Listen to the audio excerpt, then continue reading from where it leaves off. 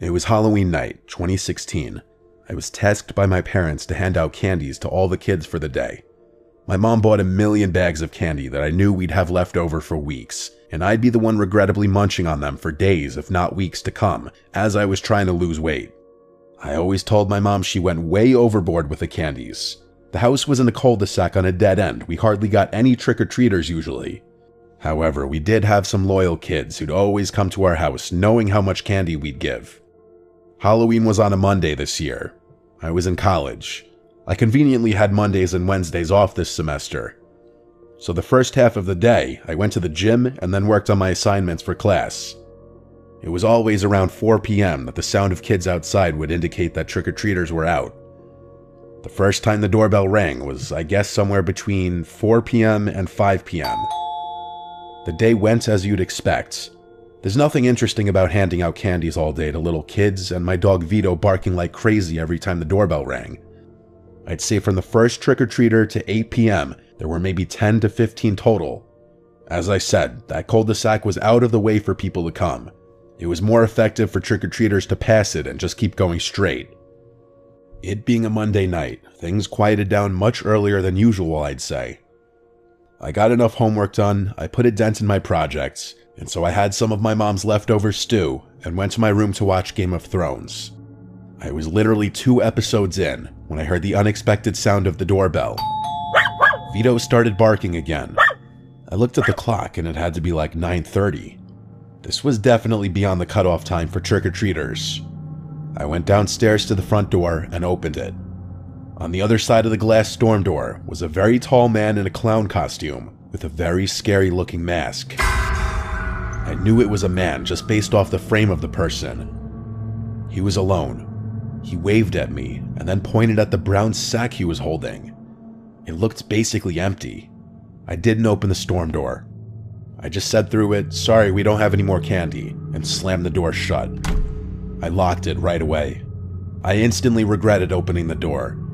I genuinely thought it was just some kid or an unfortunate mother or father who worked late and wanted to get some last-minute trick-or-treating in with their kids. Whoever I just saw on our stoop was not a kid. Hell, it didn't even look like a teenager. The frame of this person was massive, and the clown costume just made him look even bigger. Thankfully, I didn't grab the candy bag before opening the door, so he couldn't see that I was lying. I hovered by the door for a bit just to listen and see if I'd hear footsteps walking away. But not only did I not hear him walk away, he rang the doorbell again.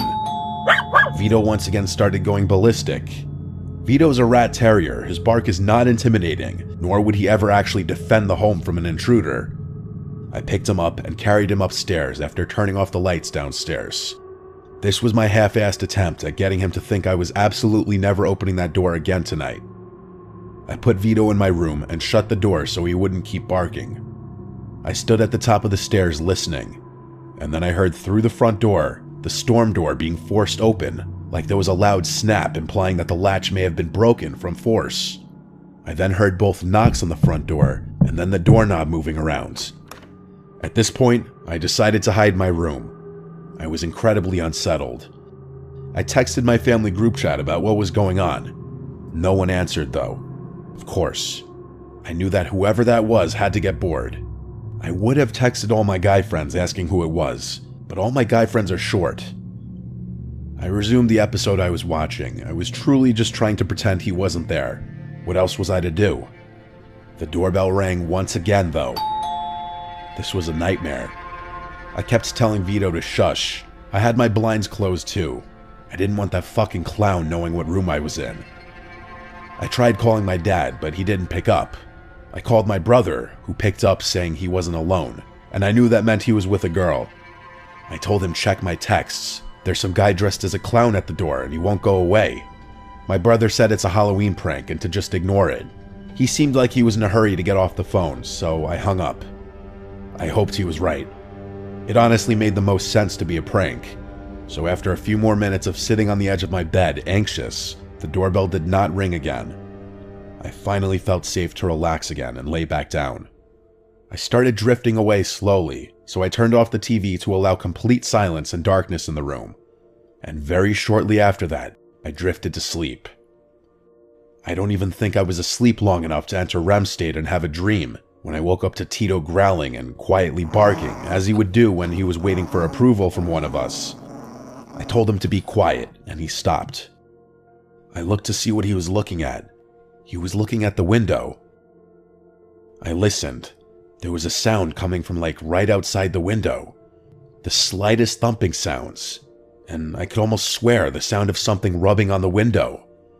My bedroom was on the second floor of the house. It's not like anyone could be outside my window, but I wondered what it was. I got up and pushed open the blind on my window, and boy was I wrong.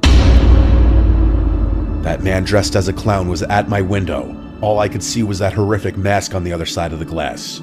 He tilted his head as he looked at me, screaming my lungs out. Tito didn't even bark from what I remember, or maybe I just blocked everything else out.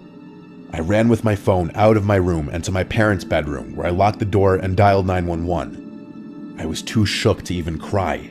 My whole body was shaking and my voice was trembling as I spoke to the 911 operator. I must have asked the operator once every 20 seconds to get the police to hurry up. She'd tell me the same thing every time. They're coming as fast as they can. The police got to the house in roughly 10 minutes.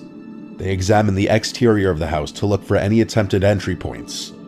All they found was that the latch on the front storm door was broken, like I figured, and leaned against the side of the house by my bedroom window was my dad's ladder. That man went into our storage shed outside and found my dad's ladder to use to climb up to my window. To avoid this going any further, I went to go sleep at my guy friend Adam's house.